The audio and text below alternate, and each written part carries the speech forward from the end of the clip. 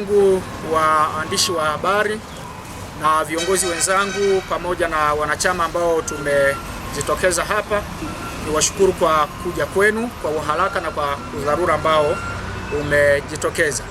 Ndugu zangu wa Tanzania, kwa majina naitwa Hamadi Ndeare, katibu wa Chadema mkoa huu wa Mbeya.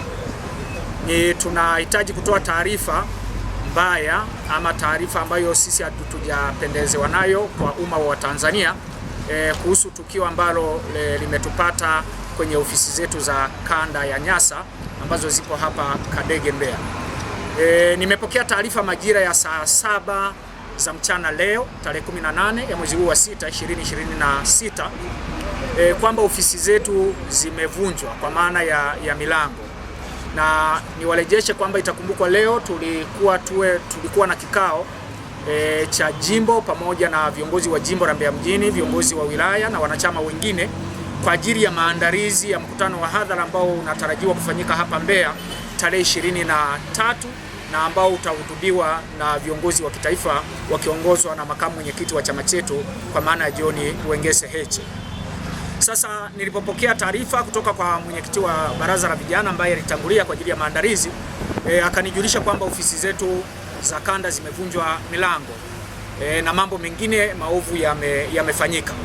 Bila kusita, tulifanya haraka nikawajulisha viongozi wangu wa kanda kwa maana ya katibu wetu wa kanda ambaye yupo kwenye majukumu mengine, lakini nikalijulisha na jeshi la polisi, nikazungumza na RPC wetu wa mkoa wa Mbeya kwa maana ya Mheshimiwa Kuzaga Benjamin, tukakubaliana na baadaye nikazungumza na OCD wa wilaya hii ya kipolisi ya Mbeya, ambapo mimi nilitoka Mbarizi nikafika eneo la tukio kwa maana ya ofisi zetu za kanda, na dakika chache polisi pia waliweza kuwasili hapa, na kwa pamoja tukaanza kushuhudia mambo maovu yaliyofanyika. In short ni kwamba ofisi zetu zimevunjwa na kuna uharibifu mkubwa umefanyika ambao mimi na wewe na wengine tunajiuliza ni kwa nini tumefikia hapa. Au watu ambao sisi hatujui waliweza kufika hapa ofisini na muda ambao hatujui wameweza kuvunja ofisi zetu kama ambavyo ninyi wenyewe waandishi wa habari mmeshuhudia. Wakavunja milango, wakavunja komeo, na inaonekana walikuwa na vitu maalumu vya kuvunjia, kwa sababu kuvunja hivi vitasa vya chuma na makomeo hayo panahitaji safari ndefu kidogo. Kwa hiyo walikuwa na maandalizi ya kutosha. Kwa hiyo sio watu tu kusema ni watu wameokotwa, ni watu ambao walifanya maandalizi yao kwa ajili ya kuja kufanya uharibifu. Na baadaye wakachomoa taa, wakavunja taa iliyokuwa nje ili uovu wao unapotekelezwa watu wasiwaone. Lakini hapa nje tulikuwa na bendera yetu ya chama ambayo ilikuwa na chuma. Sasa hili chuma limevunjwa, na kuvunjwa chuma na chuma lina unene nene kweli kama ambavyo mmeliona hicho kipisi kilichobaki. Kwa hiyo wakavunja hilo chuma na wakaondoka nalo. Lakini hawakuishia hapo. Wakavunja mlango huu wa kuingilia ndani, wakavunja mlango wa kuingilia kwenye ofisi mbalimbali ambapo zipo ndani kwenye hili jengo. Waliweza kuingia kwenye ofisi za mabaraza ya chama ya kanda kwa maana ya ofisi ya Bazecha, Bawacha pamoja na Bavicha, ambazo pia hizo ofisi tulikuwa tumehifadhi baadhi ya vyombo vya chama. Kulikuwa na masufuria 4 makubwa ambayo Bawacha walikuwa wanayatumia kwa ajili ya shughuli mbalimbali na tutatarajia tuyatumie tena, yamechukuliwa. Lakini palikuwa na vyombo, sahani mbalimbali ambazo zilikuwa humo na zenyewe zimechukuliwa, na vyombo vingine ambavyo vilikuwa vimetunzwa kwenye hiyo ofisi ya mabaraza vimechukuliwa. Lakini hawakuishia hapo, wakaenda kwenye ofisi ya katibu wa kanda kwa maana ya ofisi ya katibu wa kanda ina ofisi nyingi. Wakaingia kwenye ofisi ya maafisa wa kanda ambako ndiko dokumenti zote za chama zinaandaliwa huko na vitu mbalimbali vinaandaliwa huko. Walichokifanya, uwizi waliofanya kule baada ya kuvunja ule mlango, wakaweza kubeba printer ya chama ambayo ni aina ya Epson, namba yake nitawatajia hapa. Wakaondoka nayo, ambayo ndo tunaitumia kwa ajili ya kuprinti kadi za wanachama wetu, kuzalisha kopi mbalimbali na document, kuandaa document na vitu vingine mbalimbali. Lakini palikuwa na PC ya chama pale ambayo walikuwa wanaitumia maafisa wa kanda, na yenyewe haipo pale. Hawakuishia hapo, wakachukua document za chama ambazo tunasubiri maafisa wa kanda watakaporejea pamoja na katibu wa kanda, tutazifanyia uchambuzi ili kujua ni dokumenti gani ambazo zimechukuliwa. Lakini ukweli ni kwamba dokumenti zimechukuliwa, kwa sababu tunapowasiliana na walengwa ni kwamba kuna dokumenti zilikuwa kwenye kabati fulani hatujaziona. Kwa hiyo Watanzania tu na wanachama wa Chadema mjue kwamba dokumenti zetu za chama zimechukuliwa, na tunalisema hili ili zikionekana huko mitaani tujue ni wale wenye nia ovu wamezichukua dokumenti zetu kwa ajili ya kutufanyia mambo mabaya. Lakini hawakuishia hapo, wamechukua na kadi za kwetu za Chadema za wanachama wetu mbalimbali na ambazo zimeprintiwa na zingine ambazo hazijaprintiwa kwa maana ya vipalata. Sasa hili linatufundisha nini? Kwamba tusije tukajikuta kesho, na msajili ajue hili, kwamba kesho tukasikia kadi za Chadema zimeokotwa huko, mwisho wa siku ikageuzwa kwamba kuna wanachadema wamerudisha kadi. Watanzania na wanachadema mtambue ya kwamba kadi zetu za wanachama mbalimbali zilizokuwa zinaprintiwa hapa zimechukuliwa. Kwa hiyo akionekana kuna jambo lolote linalohusiana na kadi, basi huyo ni mtu wa kwanza ambaye atakuwa alichukua kwa nia mbaya ya kuhakikisha anakidhalilisha chama chetu. Lakini pia wameenda kwenye kabati mojawapo la maafisa wa kanda ambalo tulitunza pia bendera za chama. Wamechukua bendera zote za chama ambazo tulikuwa nazo ofisini, ambazo zingine ni kwa ajili ya maandalizi ya mkutano ambao tunataraji kufanya tarehe 25. Kwa hiyo umma wa Tanzania, msajili pamoja na vyombo vinavyohusika wajue kwamba kuna bendera zetu nyingi tu ambazo hatujazifanyia tathmini kwamba ni ngapi zimeondolewa, zimechukuliwa. Kwa hiyo zitakazoonekana huko aidha na watu wengine wanasema ni wanachama wamekuja wamerudisha na bendera, basi tujue ni wale wenye nia ovu wamechukua bendera zetu na mambo mengine. Kwa hiyo tunataka kurani hili tukio.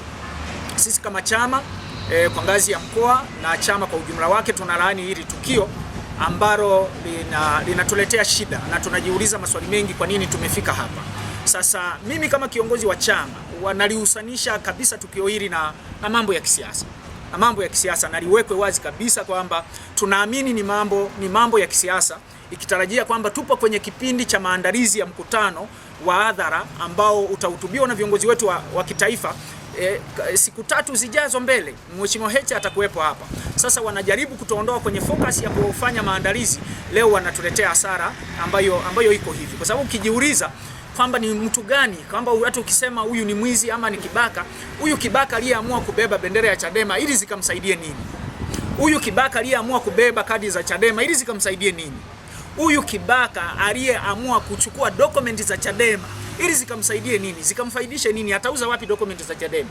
Kwa hiyo kwa namna yoyote ile tunaamini hili jambo linahusiana na matukio ya kisiasa, na tunalitaka sasa jeshi la polisi lifuatilie kwa kina, kwa sababu tumewapa pa kuanzia sasa, na wao wanajua tuna ugomvi na wenzetu wa Chama cha Mapinduzi. Ndio wao ndio wagomvi wetu wa mara zote kwamba tupo kwenye maandalizi ya mkutano wa hadhara. Sasa wanatuletea haya mambo ambayo yanakuja kutokea.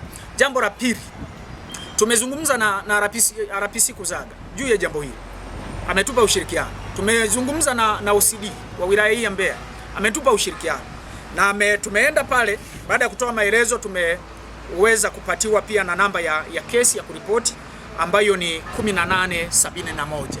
Kwa hiyo na sisi tutaendelea kufuatilia kwamba hili jambo linafikia wapi. Tunatoa wito sasa kwa jeshi la polisi kwamba kama ambavyo wanakuwa sharp, wanakuwa tayari kufuatilia wanachadema endapo wakisikia jambo lolote, huwa wanakuja kutuamsha mpaka usiku. Wakisikia jambo lolote, kama kuna uchochezi, huwa wanakimbia muda wowote. Basi kwenye hili jambo, ili tuonekane wako fair kwenye maeneo na pande zote mbili, walifanye kwa kitaalamu chao, kwa utaalamu wao, lakini wanachadema tupate majibu na wahusika wa jambo hili wapatikane.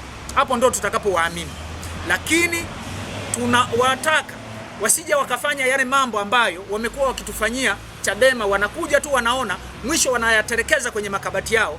Jambo hili halitakuwa sawa sawa. Sisi tuna mambo mengi ambayo tumeripoti kwa jeshi la polisi na mpaka leo hajafanyiwa kazi. Tuliwahi mwanachama mwenzetu aliwahi kutekwa hapa, Mdude Nyagari mwezi wa 5. Mpaka leo zile sampuli walizochukua kwamba wanapeleka kwa mkemia mkuu wa serikali hatujapatiwa majibu. Sisi kama chama hatuna majibu, hatuna maelekezo yoyote. Sasa hata hili tunataka yasiwe kama yale ya Mdude. Sasa tunataka jeshi la polisi pamoja na mambo mengine, ili tulipate majibu sambamba na yale ya Mdude pia yapatikane na majawabu, ili angalau tujue jeshi la polisi lipo kwa ajili ya wananchi na sio kwa ajili ya upande mmoja. Kwa hiyo tunaamini haya yanayofanyika aidha ni mipango miovu ya kuturudisha nyuma sisi wanachadema, ya kuturejesha ili tusifocus kwenye mkutano. Na waambieni wanachadema, Chadema ni mpango wa Mungu, Chadema ni imani. Hakuna namna yoyote watakayoifanya ambayo sisi wanachadema tunaweza tukarudi nyuma. Wasahau hilo kabisa. Hakuna namna yoyote, kwa sababu tumepitia kwenye maovu mengi. Kama kuuawa, wanachadema wameuawa. Kama kutekwa, wanachadema wametekwa. Hii ofisi tuliwahi kuja kuletewa tindikali huko ndani wakati tunashughulikia swala la Mdude, wakatumwagia wote hapa tu, wote tuliumwa, mnakumbuka hapa, na waandishi mlikuwepo. Mpaka leo yale majibu bado yapo kwa mkemia wa serikali. Sasa mambo haya yanapozidi kurundamana, huwa yanajaza hasira na yanatufanya tukose imani na jeshi la polisi. Sasa tutamani tufike huko, tunaamini kwenye hili na sisi tutafuatilia, na kesho tunarudi tena polisi. Tunataka majibu ya hili na mambo mengine ambayo yote yako polisi. Kwa hiyo kwenye hayo mambo niwaambie tu wanachadema, tuzidi kuwa imara. Mkutano wetu uko pale pale, au mnasemaje? Mkutano wetu uko pale pale. Tarehe 23 tuna mkutano mkubwa hapa Mbeya, na mimi nitumie fursa hii kualika watu wote wa mkoa wa Mbeya na mikoa jirani waje tarehe 23. Mbeya iko sawa sawa. Haya yaliyotukuta ni sawa na mengine ambayo tumekutana nayo, hata makubwa kuliko haya. Lakini hatupuuzi. Kila jambo tunalichukua kwa tahadhari kubwa. Tunaamini Mungu wetu ni mwema, tutakwenda kushinda, na Mungu awabariki sana.